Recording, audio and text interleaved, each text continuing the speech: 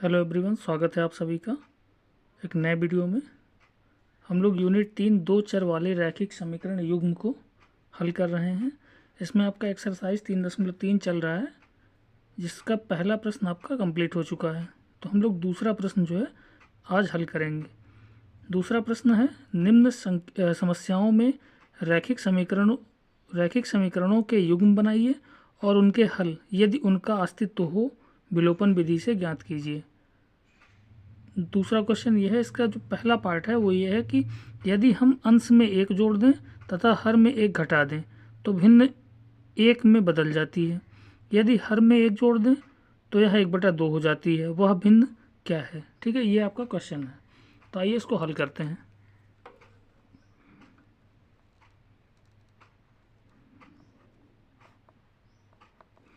हल, ठीक है।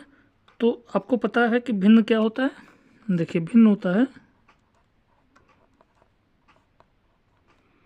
अंश बटा हर, ये होता है आपका भिन्न। ठीक है, तो देखिए इसमें क्या होगा, अंश होगा x और हर होगा y। ठीक है, तो क्वेश्चन के अनुसार क्या है, पहली शर्त। देखिए पहली शर्त क्या है,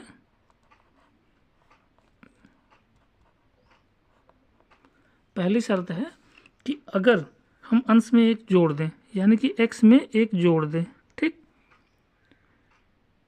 और हर में एक घटा दें, यानी कि y में एक घटा दें, तो क्या बन जाएगा, भिन्न एक। ठीक, ये हो गया आपका।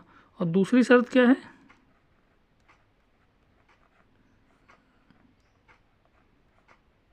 दूसरी शर्त है कि यदि हम हर में एक जोड़ दें, ठीक है, तो अंश को ऐसे ही रखने देंगे और हर में एक को जोड़ देंगे। ठीक, तो क्या बन जाएगा, 1/2,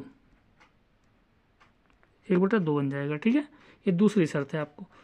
तो अब हम क्या करेंगे, इससे एक समीकरण बनाएंगे और समीकरण बनाने के बाद इसको हम विलोपन विधि से हल करेंगे। ठीक, तो देखिए यहाँ से क्या करेंगे, क्रॉस मल्टीप्लाई कर लेंगे। ठीक है, ये हो जाएगा x + 1 बराबर y - 1, ये हो जाएगा आपका।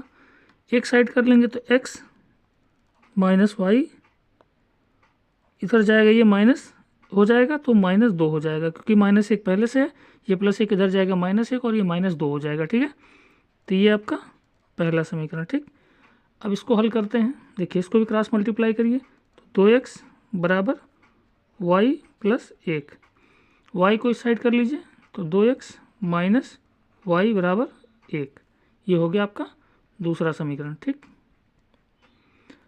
अब विलोपन विधि में क्या करते हैं कि किसी एक चर का मान जो है बराबर कर लेते हैं, चर का जो गुणांक है उसको बराबर करते हैं। तो यहाँ पे y का जो गुणांक है वो पहले से ही बराबर है।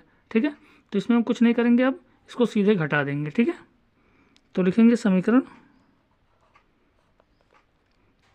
1 में से 2, समीकरण 2 को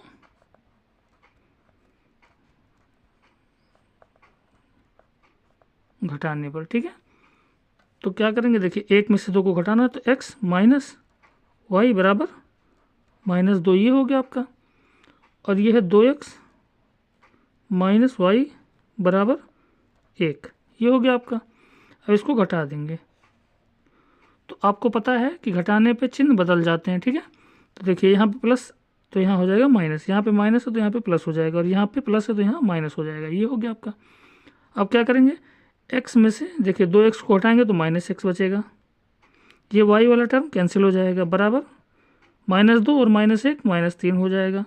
इस तरीके से देखिए यहाँ पे 2 जगह माइनस है दोनों साइड, तो दोनों को कैंसिल कर देंगे तो हो जाएगा x बराबर 3, ये हो गया आपका।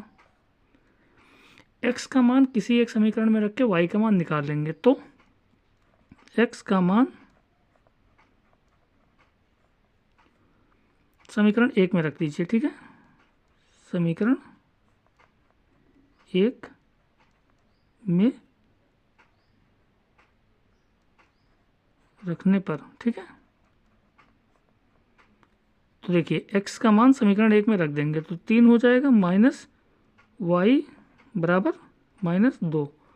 इस y को इधर लेके जाएंगे प्लस में हो जाएगा, और यहाँ पे 3 है, यहाँ पे -2 इधर जाएगा तो +2 हो जाएगा। ठीक, तो y बराबर 5।